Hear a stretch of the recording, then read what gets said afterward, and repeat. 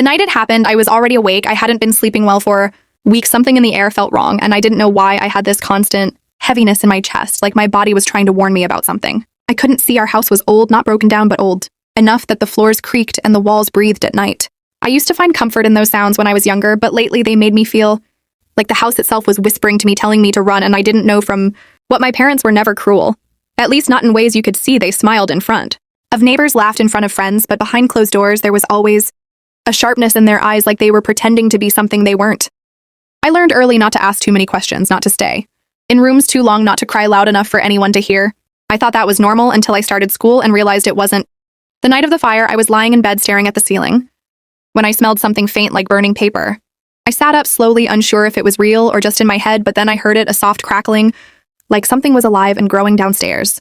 I opened my door and the hallway was already filled with smoke, not thick, but enough to sting my eyes.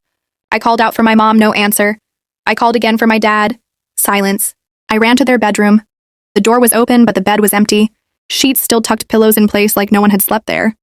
I remember thinking they must have left. Maybe they smelled the smoke first. Maybe they were calling for help. I rushed back to my room to grab my phone, but the door wouldn't open. It had closed behind me, and when I turned the knob, it didn't budge. I twisted harder, kicked it once, twice, nothing. It was locked from the outside. I screamed, pounded on the door until my hands hurt, called for them over and over. The smoke got thicker. It started crawling under the door, filling the room like water. My eyes burned. I fell to the floor, tried to stay low like they teach you in school, but it was already hard to breathe. I found my phone in the dark, my fingers shaking. I dialed 911. The operator picked up and I could barely speak. My name, my address. My voice came out broken. The fire. I'm trapped. Please help. I thought I was going to die. I could hear the flames now, not just below me, but above me too. The house was wrapped in it. The dispatcher kept telling me to stay calm, to keep talking. Then her voice changed. Wait, she said, there's something wrong here. We got a call about this fire 20 minutes ago from someone inside the house. I froze. That's not possible. I told her no one else is here. She was quiet for a second. Then she asked me, do you know a woman named Carol Jensen? I didn't respond because I couldn't breathe for an entirely different reason. That name wasn't my mother's legal name. It was her maiden name. And no one had called her that in years. It wasn't listed anywhere. In our house, she had buried it when she married my dad, and I only knew it because I once found an old high school ID in a box she had hidden in the attic. Why would someone use that name to call the fire in unless it was her, unless she didn't want anyone to trace the call back to her? The dispatcher told me help was on the way. I clung to her voice like it was the only real thing left in the world. I don't remember how long it took, but I remember the sound of the fire. Trucks, the shouts, the crash as they broke my window, pulled me out coughing, crying, wrapped in blankets. They kept asking me if anyone else was inside. I told them no, but in my mind, I kept hearing the operator's words, someone already called this in. And it was from inside the house. I was rushed to the hospital, treated for smoke inhalation. The doctors said I was lucky, but I didn't feel lucky. I felt abandoned. When I finally asked the fire chief if they knew where my parents were, he looked at me like he was trying to find the right words. Then he said, we found the back door open, the screen cut like someone left in a hurry. But that wasn't what broke me. It was when he told me they found gasoline residue in the hallway near my bedroom, like someone had poured it there on purpose, and that the fire started from inside, not from a faulty wire, not from an accident, but from someone lighting it directly. I haven't seen my parents since that night. Their phones are off. Their bank accounts untouched, their car gone from the driveway. They vanished like they were never real at all, but the fire, the lock on the door, and that 911 call, they made sure. I'd remember all of it now. I'm left with one question. I can't stop asking why would the people who raised me want me dead, and what did they think I'd find if I survived? The hospital smelled like bleach and burned fabric. Everything around me felt sterile too. Clean, too bright, like they were trying to scrub away what had just happened. I stayed there for 2 nights, mostly in silence. Doctors came and checked on me. Nurses smiled with pity in their eyes, but no one asked me what I really needed to talk about. Not the burns, not the smoke. The real damage was deeper. I kept replaying it over and over in my head, the locked door, the empty bed, the way the fire climbed the walls like it was chasing me, but it was the 911 call that kept scratching at the back of my mind. Someone using my mom's old name, someone calling from inside the house before the fire started if I hadn't heard it myself. I think it was all in my head. They assigned a social worker to me, a woman named Helen, soft-spoken, kind eyes, but I didn't trust her. Not really. She kept saying things like, you're safe now and we'll figure this out, but how could she know what safe even meant anymore? Safe was the lie. I lived in for 17 years, the house that tried to kill me, the parents who never came back, the neighbors who said they always seemed like such a nice family but never asked about the bruises or why I never smiled in photos. Helen told me Child Protective Services would find me a temporary placement just until they could figure out where my parents were or what happened, but I already knew they wouldn't find anything because they didn't want to be found. 2 days after the fire, I was allowed back at the house with an investigator. The walls were black with soot. My room was mostly gone except for the metal frame of my bed and a few pieces of melted plastic. I stood there in the doorway breathing in the smoke-stained air and trying to feel something, but I just felt empty. The investigator walked through the hallway snapping photos, jotting notes. She said the origin point of the fire was near my bedroom, that someone had likely started it with accelerant. I asked her if they found anything unusual, and she said yes. There was a cell phone in the master bedroom hidden under the dresser, charred but not completely destroyed. They took it in for analysis, and when the report came back, it showed that the last call made from that phone was to 911 6 minutes before I made my own call. The number was traced and confirmed to belong to my mom, registered under her maiden name. Carol Jensen, the operator's voice, echoed in my head again. We already got a call about this, someone from inside the house. I asked Helen what happens now. She said the police were opening an arson investigation, possibly attempted homicide, depending on what evidence they could confirm, but that everything would take time. I didn't have time every night. I lay awake afraid they'd come back, not for forgiveness, but to finish what they started. Then something strange happened. A letter arrived at the hospital. It had no return address, just my name written in shaky handwriting. The nurse handed it to me like it was no big deal, but my hands trembled as I opened it. Inside was a single piece of paper. It said, I didn't know they would go that far. I only wanted to scare you. I didn't know what they were planning. I'm sorry, please don't trust anyone. There was no name, no signature, but I recognized the handwriting. It was my mother's. I remembered it from old birthday cards and notes she'd leave on the fridge. When I was little, it was her, and that made everything worse because now I had to believe that she hadn't just left, she had known and done nothing, or maybe she was part of it and now regretted it. But what scared me more was the last line, please don't trust anyone. I started looking through what was left of our family. Things most were destroyed in the fire, but Helen helped me recover a few boxes from the attic, some old photo albums, my birth certificate, school documents in one of the folders. I found something odd, a second birth certificate, this one with a different last name and a different city listed for my place of birth. I had never lived in that city. I asked Helen, and she looked confused. She said she'd check with the county records. The next morning, she came back pale and quiet. She said the hospital in that city had no record of my birth, no record of my mom or dad ever being there. No hospital bill, no file, nothing. It was like someone created a fake record to cover something up. But why? Why would my parents falsify something so basic unless they were hiding who I really was, unless the fire wasn't just to erase me, but to erase what they had done all those years ago? I couldn't stop thinking about the last part of the letter, don't trust anyone. Helen tried to assure me that I was safe now, that no one could hurt me, but something in me wouldn't believe her, not yet. I started watching people more closely, the way they spoke, the way they looked at me, and the way sometimes their faces fell into stillness. When they thought I wasn't watching, like they knew something I didn't. Then 3 days later, another letter arrived. This one was different, typed, not handwritten, and it said, stop looking into the past, or next time. The door won't just be locked, it'll be gone altogether, and so will you. No signature, no trace, but the message was clear. They were still watching me, and the fire was only the beginning. The third letter changed everything. I sat on the hospital bed staring at it, my fingers trembling over the words, stop looking into the past, or next time the door won't just be locked, it'll be gone altogether. And so will you. My mind raced with possibilities. Who sent it? How did they know where I was staying, and why did it feel like this was only the second move in a game they'd been playing long before I ever realized I was a piece on the board? I showed the letter to Helen, and her hands went cold as she read it. Then she asked if I wanted to go somewhere safer, but I didn't answer because I didn't know what safer even meant anymore. They had already found me twice, once in a burning house, and now inside a hospital under surveillance. If they could reach me here, they could reach me anywhere. Helen made calls. She said the police would take the letter seriously. Now, especially since it was typed, not handwritten. Easier to trace, she said, but I could see it in her eyes. She didn't believe they'd find anything. She looked scared, not just for me, but for herself. The next day, I was moved to a temporary foster home, a couple in their 50s. Quiet kind said they'd helped kids before the house was outside the city, surrounded by trees and long stretches of silence, and for a while it helped. The quiet gave me space to breathe. But silence is tricky. It makes room for the memories to return. I kept dreaming of that night over and over, the smoke, the heat, the door handle burning against my skin, and my voice breaking as I screamed for someone who never answered in one dream. I opened the door, and my mother was standing there holding a gas can, smiling. In another, it was my father lighting a match, saying, "You should have stayed quiet." I'd wake up gasping, covered in sweat, and afraid to close my eyes again because it never ended. It just kept looping, like my mind didn't want me to forget, not even for a second. One morning, I was walking to the edge of the property just to get some air when I saw something half buried in the dirt near the back fence. A phone at first. I thought it was just trash, but when I picked it up, the screen lit up. It had no lock, screen, no passcode, nothing.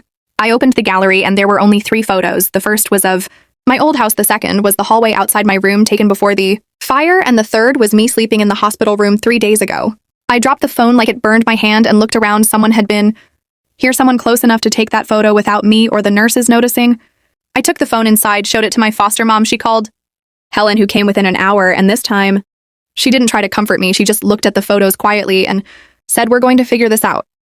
She handed the phone to the police, who started looking into its data. But once again, no fingerprints, no metadata, no way to trace who owned it. It was like someone wanted me to know they were watching, but not enough for me to find them. And that scared me more than anything because it meant they were smarter than us, 2 steps ahead, maybe more. That night, I couldn't sleep. I sat by the window watching the trees sway, wondering who might be out there. I started thinking about the second birth certificate, the one with the wrong last name and wrong city. I needed to know more, so the next morning I asked Helen to take me to that town.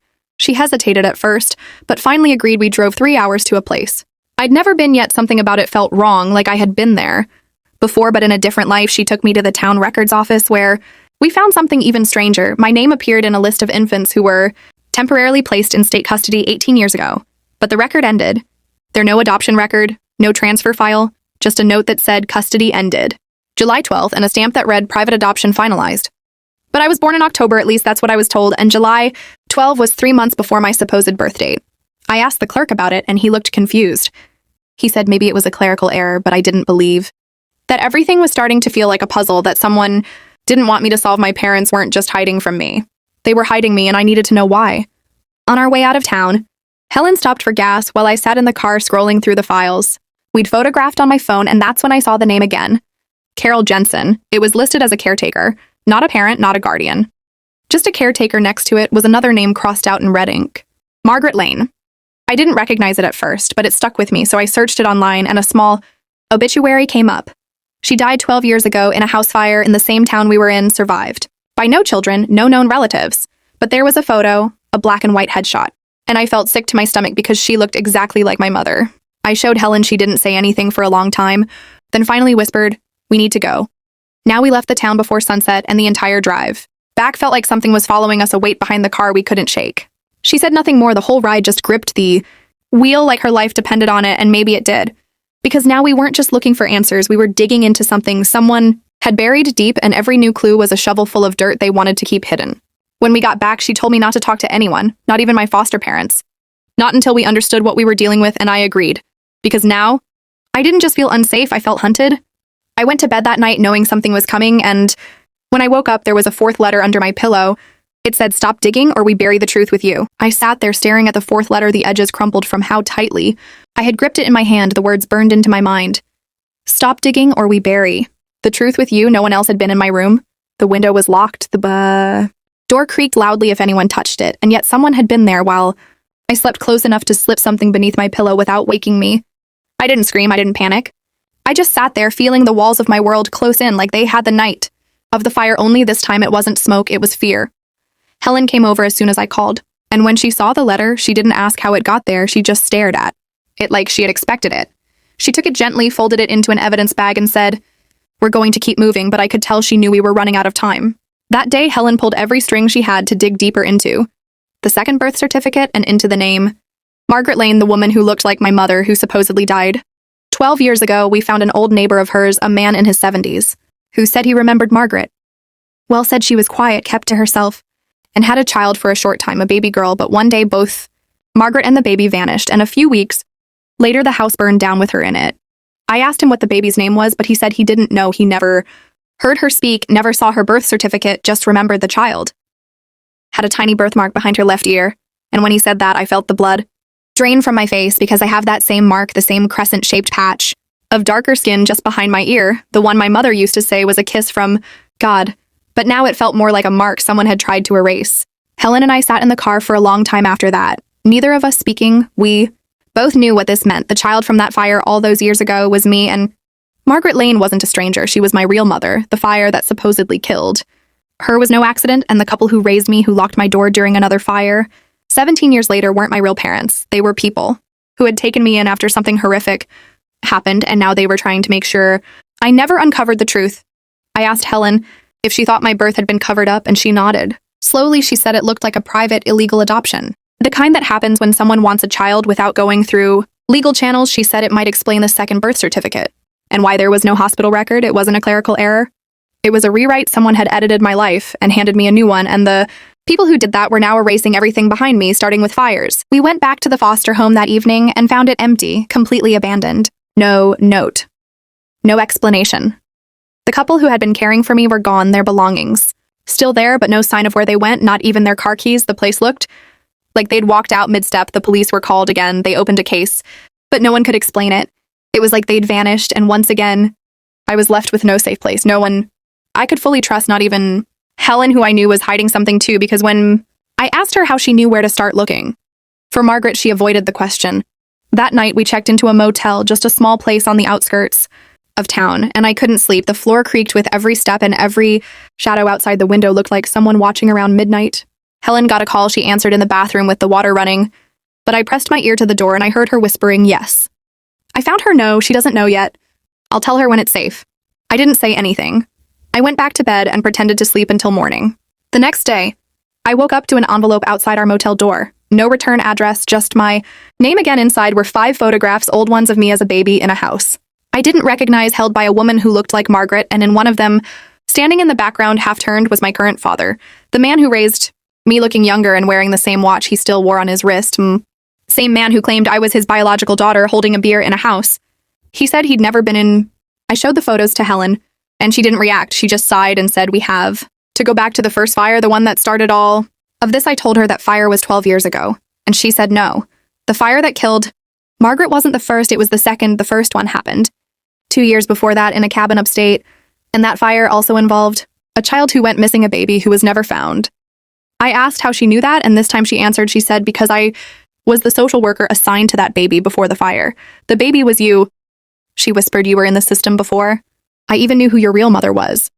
I was told you died in that fire too, but someone saved you and disappeared with you, and by the time I found you again, you were living under a different name with new parents in a different city.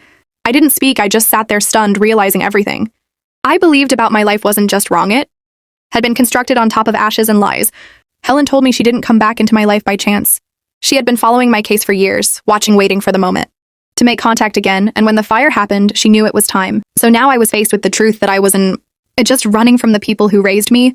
I was running towards something that had been following me my whole life, and in that moment I understood the letters, the threats, the fire. None of it was about scaring me into silence. It was about stopping me from remembering who I was, because the second I remembered, someone else would lose everything they built on my stolen identity, and they were willing to burn the world down to keep that secret hidden. The next morning came with rain and a chill in the cool air, like the world itself knew something was wrong. I hadn't slept at all, not really. I just lay there staring at the ceiling, hearing the echoes of everything Helen had said the night before, every second of my life replayed like scenes in a film that suddenly made no sense anymore. Every memory of my childhood now had a shadow behind it, something off, something just out of frame, a second glance at a photograph, a strange conversation, a birthday card that looked like it had been written by someone who didn't really know me, and now I understood why, because they didn't. Helen told me we had one last lead, the cabin, the place where she said the first fire happened, where I was supposedly lost and presumed dead. We drove for hours into the woods where the roads narrowed and phone signals vanished. The sky grew darker, and so did my thoughts. I didn't know what we'd find there or what it would change, but I knew if we didn't go, I'd never have answers, and I was done living with questions. The cabin was still there, hidden behind overgrowth and time, burned out, half collapsed, the rest covered in moss and ash. I walked in, first stepping over broken glass and scattered debris, and the moment I did, something inside me shifted, not fear exactly, but a strange sense of recognition, like I'd been there before in a dream or in some forgotten corner of my mind. I touched the wall and images came in flashes. A crib, a red blanket, someone humming softly, a woman, as voice, then smoke, screaming, and fire, so much fire. Helen found a piece of paper inside the frame of a half-burnt Eeyore photograph hidden behind the wall. It was brittle, soaked in years of silence, but still readable. It was a letter, a real one, written in a woman's hand. It said, they're watching us again. If anything happens to me, take her and run, Dawn. And let them have her. She's not safe with them. She's not one of them. The letter wasn't signed, but at the bottom was a smudged fingerprint and a name that had been scratched out with what looked like blood or ink, or maybe both. We sat there in the ruins of the cabin, reading and rereading that letter, and I kept wondering who wrote it. Was it Margaret or someone else? Someone who knew what was coming. Someone who had already seen what these people were capable of. I looked through more rubble, found a small metal box buried beneath. The floorboards inside were photos, documents, things that should have been destroyed in the fire, including a hospital bracelet with my name, or what used to be my name, and a tag from an adoption agency that didn't exist anymore when I Googled. Nothing came up, no website, no records, like it had been erased completely. And then Helen's phone rang. No number, just static on the other end. She hung up and it rang again and again until finally she answered and a voice said, "We warned you, we told you to stop now, she'll be gone again," and the call ended. I looked at Helen and she was pale, sweating, like someone had just put a gun to her chest. She said, "We need to leave now." We packed everything quickly and got back in the car, and as we pulled away, I looked back one last time and saw someone standing in the trees. Not moving, just watching us, not close enough to see their face, but close enough to know they'd been there the whole time. Back in the motel, Helen got another call, this time from the police. The foster couple who had disappeared were found unconscious in a motel 2 states away. Their car crashed into a ditch. Both of them said the same thing: they woke up in a place they didn't recognize, with no memory of how they got there, and something written on the mirror in red lipstick stopped telling her more. I felt sick to my stomach again, because now it wasn't just my past that was being torn apart, it was anyone connected to me. The closer we got to the truth, the more danger we created. I asked Helen if she thought this was a group, some kind of organization, and she nodded slowly. She said when private adoptions go off the books, it usually means someone with money, someone with reach, someone who can erase entire records from public systems and create new lives for children without leaving a trace. She said this wasn't just about a fire or a kidnapping. This was about control and secrets that were worth silencing people over, and that silencing was getting louder. Later that night, I got a message on my phone from an unknown number. It was a video. The screen shook like someone was filming in a hurry, and then it came into focus. It was me as a baby sitting on the floor of that same cabin, crying, smoke starting to fill the room, and a woman's voice whispering over and over, "I'm sorry. I'm so sorry. I wish I had more time," and then the screen went black. I sat there frozen, my heart pounding, because that baby in the video wasn't just a version of me from a past. I didn't know it was proof that someone else had been there. Someone had recorded that night and kept the footage all these years. Helen took the phone from me and backed it up. Said we'd need it. She didn't say much else, just started packing again and said we weren't safe here anymore. I asked her where we were going, and she said there's one more person. We need to find. The name came from the old files. The only other social worker listed on the documents from before my second birth certificate, someone who vanished shortly after the fire and was presumed dead, but Helen had reason to believe she wasn't dead, just hiding.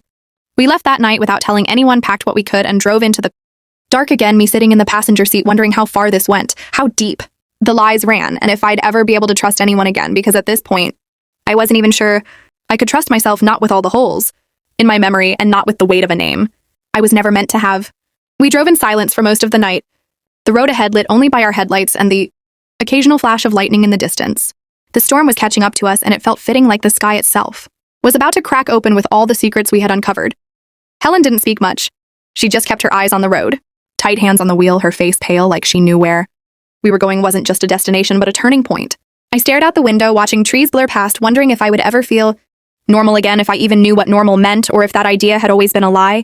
We were heading to a place Helen said wasn't on any map, a house tucked deep in the woods owned by a woman named Arlene. She was the other social worker listed on my earliest records. Before everything disappeared, before my name changed, before the fire, Arlene had vanished years ago after being investigated for falsifying documents. In a private adoption case, no one ever found her. She just stopped existing, but Helen had heard rumors: a cabin, no electricity, no neighbors, a place for people who wanted to be forgotten. And if anyone had answers, it was her. When we reached the edge of the woods, the road ended and we had to walk. The rest of the way, it was cold, wet branches slapping against my face and mud sinking under our feet. But we kept going, guided by the faint outline of a path, until finally we saw it, a small crooked house, almost swallowed by trees, smoke rising from a chimney like someone had just been there. Helen didn't knock. She just pushed the door open and called out, "Arlene, it's me, I brought her."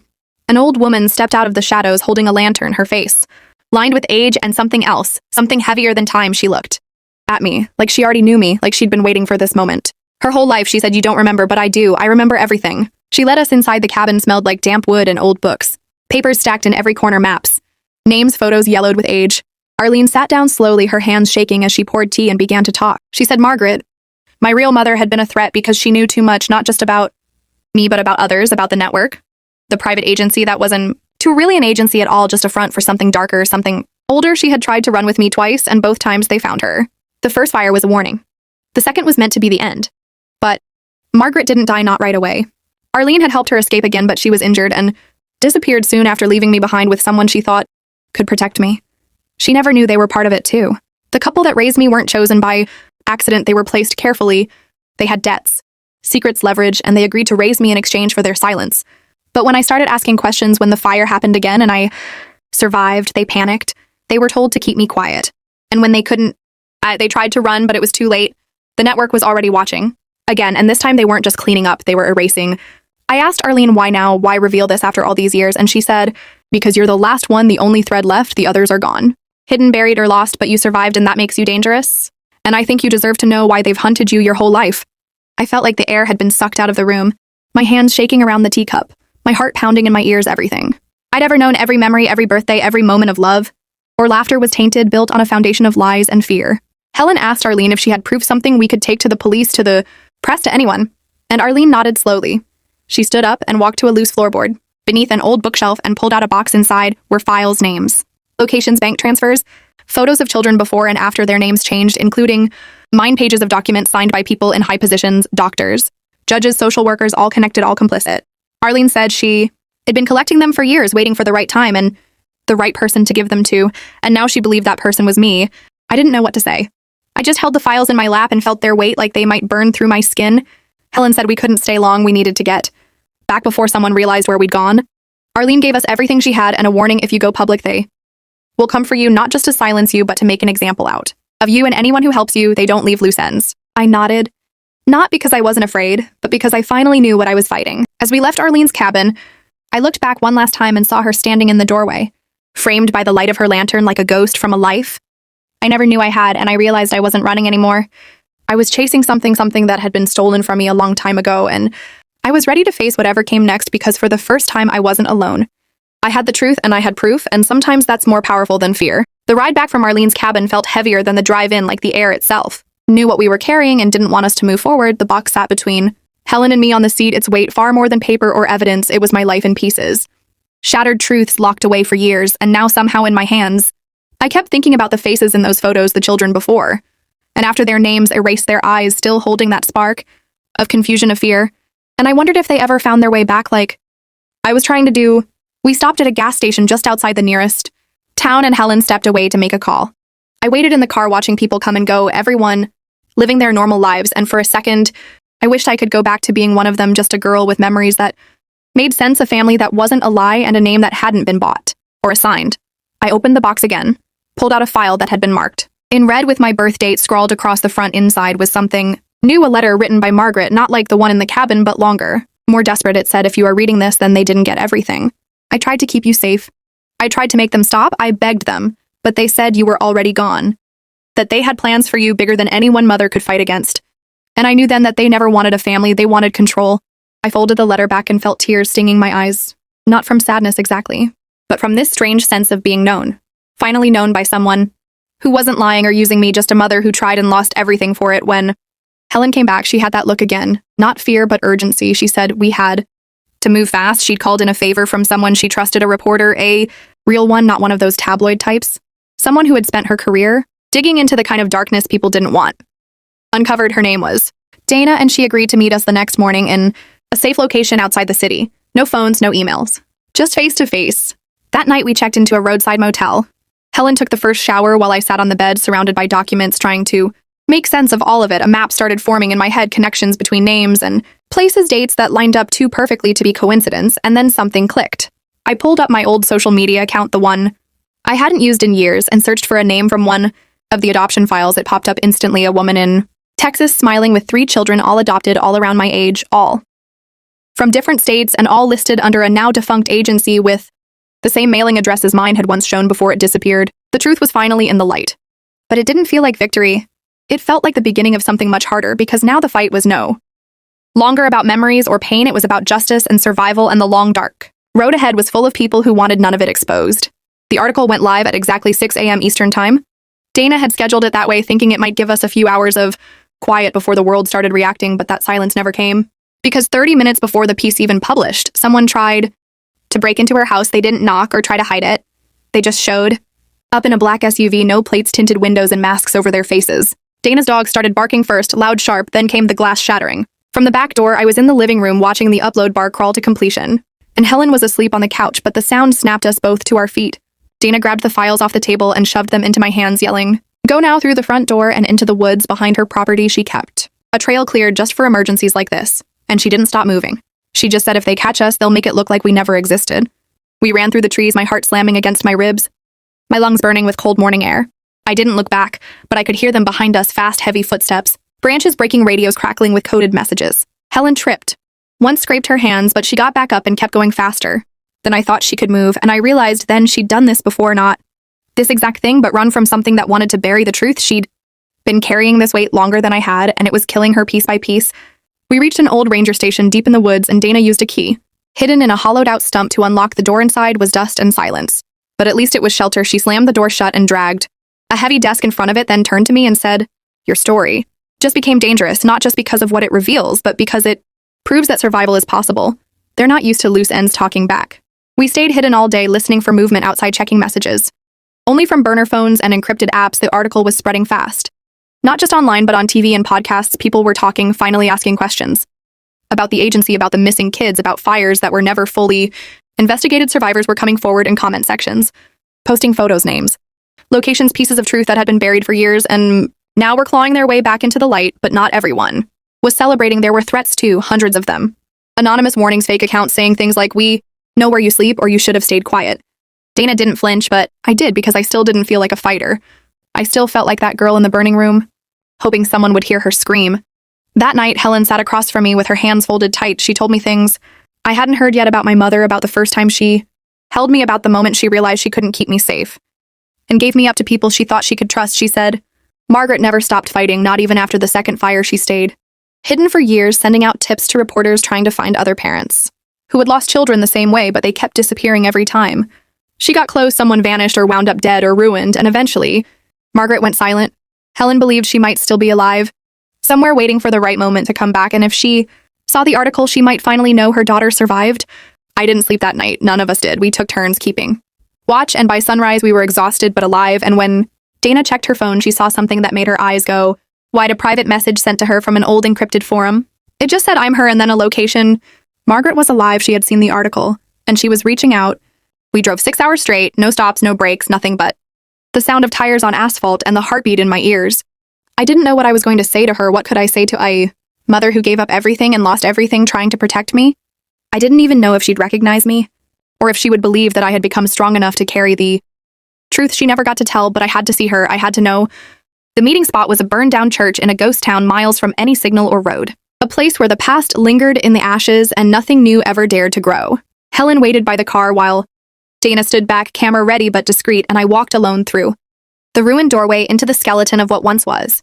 And she was there, sitting in the front pew, her back to me, her hair gray but thick, her shoulders strong despite everything, and when she turned around, I stopped breathing for a second because I saw it. I saw me in her face, and I knew this was real. She stood slowly, her eyes wide, with tears not falling, just there, and she said, "You look just like I dreamed," and I walked forward, shaking, barely able to stand, and said, "I never stopped wondering where you were," and she held me, then held me like no time had passed, like I was still that baby she pulled from the crib that night, trying to escape the flames, and I felt whole in a way I never thought possible. We talked for hours, no rush, just truth. She explained everything, the people who chased her, the ones who threatened her when she refused to sign away my name, the agents who claimed I had died the day of the fire, even though she knew better because she saw someone carry me out and drive away, but no one believed her. She went underground, used different names, stayed on the move, and kept searching every day, hoping someday I'd find her or she'd find me, and now here we were. When we left the church, Margaret came with us. She said she wasn't afraid anymore because if the truth was out, then hiding no longer made sense. We returned to the city where Dana was preparing a follow-up story, this time with Margaret's testimony and more evidence from others who had reached out. The network was unraveling piece by piece, not because someone attacked it from the outside, but because the survivors were rising from the ruins and speaking up. But the danger wasn't over. We knew that every step forward meant someone would try to pull us back, erase us again, and make sure the silence stayed permanent. But this time, we had each other, and we had proof, and we had voices louder than fear. The day the government announced an official investigation into the agency, a crowd gathered outside the courthouse, people holding signs with names and photos of missing children, parents holding candles, strangers hugging, because even though their stories were different, the pain was the same. And for the first time in my life, I didn't feel like a question. I felt like an answer. I never got back the years I lost or the people who were taken from me, but I found my name. I found my truth. I found my mother, and I found the fire inside me wasn't just something I survived. It was something that made me burn bright enough to be seen. And now the world sees me, and I will never be silent again.